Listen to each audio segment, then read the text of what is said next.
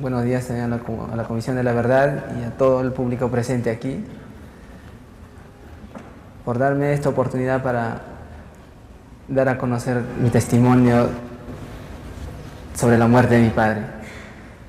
Primeramente, mi nombre es Dante Cajacuri Ortiz, hijo del quien en vida fue Raúl Cajacuri Roca. Como persona, Raúl Cajacuri Roca fue humilde, fue bastante alegre, bastante jovial, amistoso con toda la gente que estaba a su alrededor, con los vecinos, en torno de su trabajo. Fue muy querido y como padre fue un padre muy ejemplar para todos mis hermanos.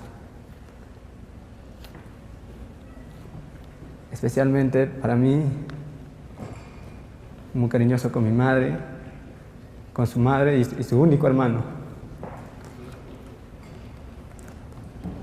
Profesionalmente fue muy responsable en su trabajo, ya que a poco tiempo de estar trabajando, ascendió a ser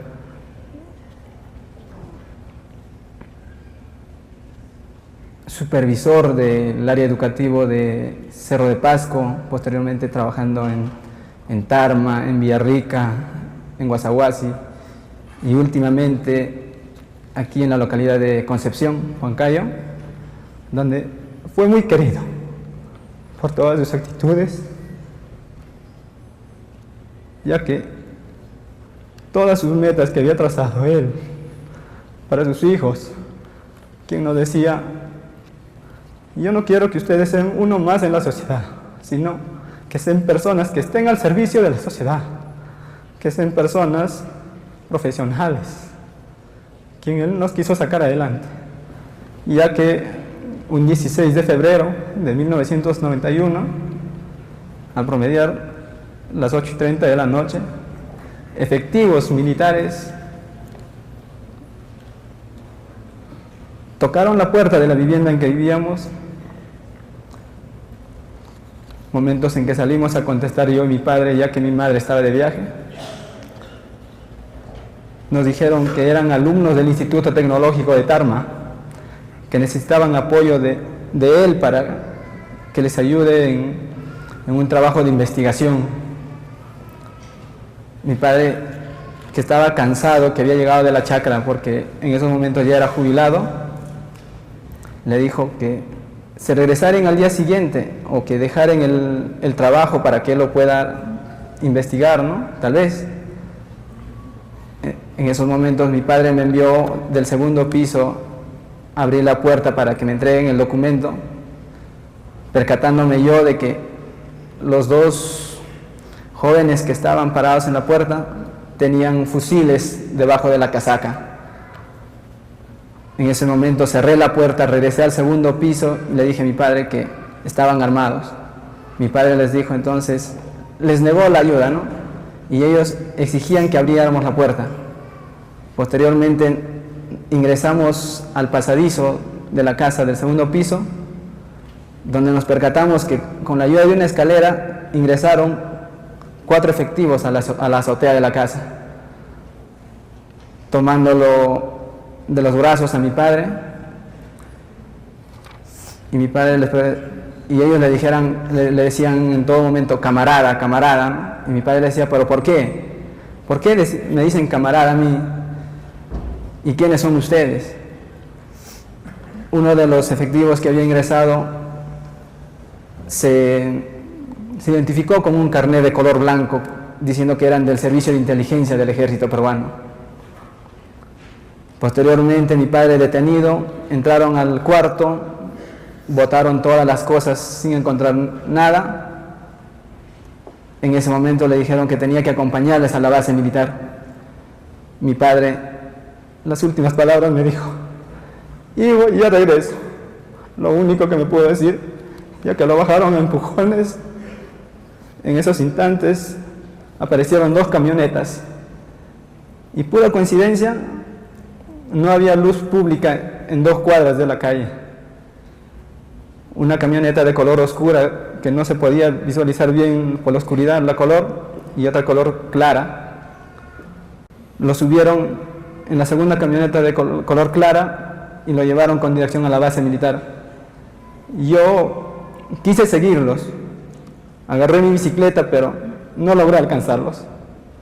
En esos momentos dije, mejor le voy a avisar a mi hermano mayor que se encontraba en la casa, en otra casa que estaba en construcción, que se encontraba cuidando.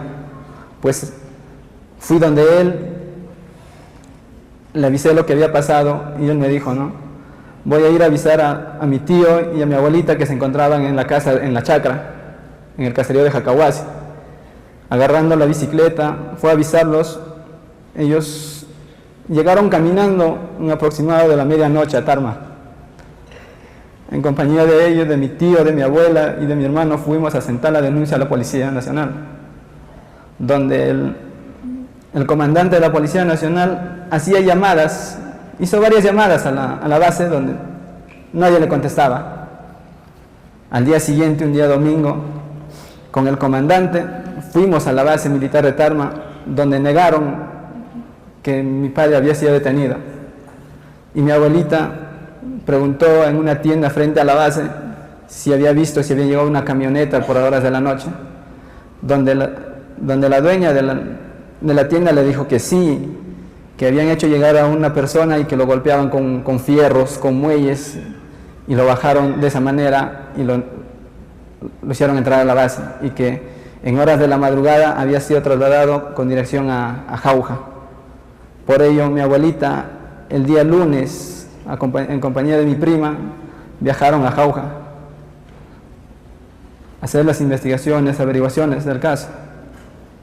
No hallando nada, mi madre posteriormente llegó de Lima. Al enterarse, viajó hacia Jauja con mi hermano y mi hermana, que se encontraban estudiando en Lima, ellos superior. Tuvieron que venir a buscar de base en base. Llegaron a Jauja, negaron la detención, nos dijeron que posiblemente estaba en la base de Huancayo en el 3 de noviembre. Fuimos, no lo encontramos, hallamos negativa. Fuimos a la base de Chilca, de igual manera. Y así pasaron casi 2 meses. Cuando fuimos ya con la fiscal de aquí de Huancayo hacia Jauja para que investiguen el caso, no hallando nada. Posteriormente seguíamos con la búsqueda. Mi madre un día se encontraba sola, sentada afuera de la base, esperando alguna información al menos, ¿no? En aquel momento se le acercó un efectivo militar que estaba de turno y le preguntó el por qué lloraba. Mi madre le preguntó que buscaba a mi padre. En ese momento el efectivo le dijo que sí habían personas detenidas que habían llegado de la ciudad de Tarma, que habían 3 detenidos en la base de Jauja, que uno de ellos era un joven, un taxista y un profesor. Efectivamente, el profesor era mi padre, pero que lo habían torturado de tal manera que mi padre era sordo e incluso inválido, y que estaba atados de pies y manos con alambres, y que por las noches me llamaba Dante, porque era el único que le había visto por última vez a mi padre. Pero de todas maneras regresaron con la fiscal y no encontraron el cuerpo de mi padre, para nada. Así fuimos a la DIRCOTE a buscarlo. Nos dijeron que posiblemente lo habían enviado a la base de La Oroya. Fuimos hallando negativas. Posteriormente fuimos a la base de Cerro de Pasco hallando negativas, hasta que por último nos vimos obligados a ir a averiguar al menos a las bases militares de Lima o a los penales.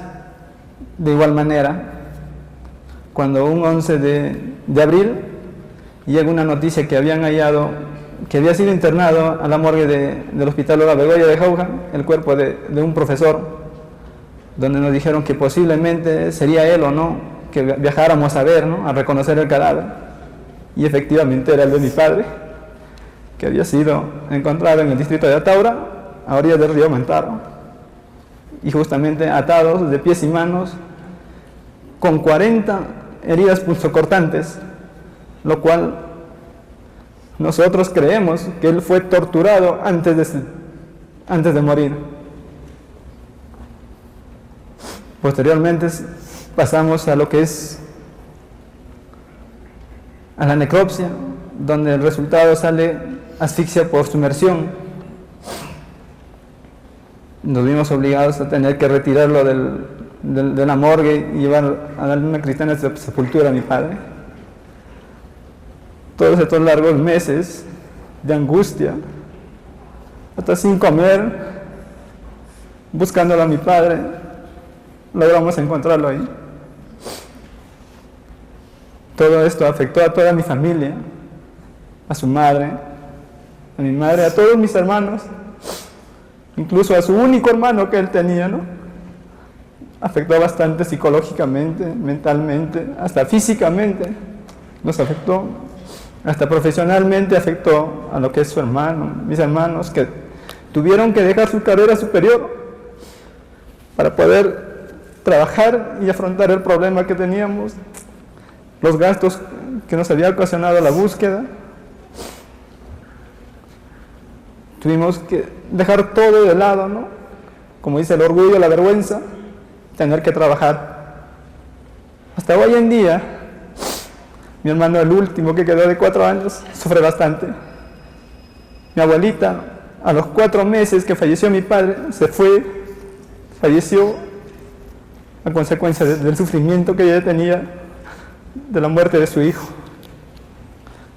Prácticamente todo esto nos ha causado un problema muy grande para toda la familia, que hoy en día tratamos de sobresalir, pero con la crisis económica de nuestro país que atraviesan no podemos. Quisimos investigar más a fondo este problema, pero no se pudo, lastimosamente por necesidades económicas que teníamos. El caso se quiso reabrir muchas veces, pero teníamos que dejar de lado porque no había dinero, no había. Por eso es que yo pido, ¿no?, de mi parte a la Comisión de la Verdad, ¿no?, que se investigue a fondo la muerte de mi padre, ya que no sé y ni sabemos el porqué de lo que le hicieron. ¿Por qué lo llamaban camarada? Si él, aparte de todo esto, era secretario general del movimiento Libertad Base Tarma, ¿no? Creo que es algo ilógico la forma que lo llamaban a él, o la forma que lo detuvieron, o el porqué de su muerte. Yo pediría justicia, que encuentren al culpable al menos, y saber el porqué de su muerte.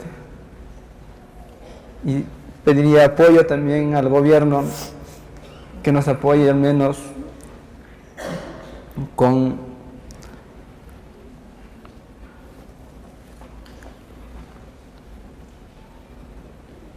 un seguro social, o al menos con ayuda psicológica para mi familia, ¿no?, ya que hemos quedado bastante afectados por todo este caso, estos hechos que ha pasado con mi padre, ya que él muy joven se fue, a los 48 años de edad, una persona llena de vida. Nos han quitado todo lo que teníamos, y lo cual nunca se va a poder reparar, creo yo. Y en educación, al menos, ninguno de nosotros hemos podido estudiar una carrera superior por no tener una economía al menos regular, ¿no? Hemos quedado en una economía pues muy baja, ¿no?, toda mi familia. Justamente eso es todo lo que podría pedir de mi parte. Mi madre también quiere acatar algunas cosas, lo voy a pasar a él.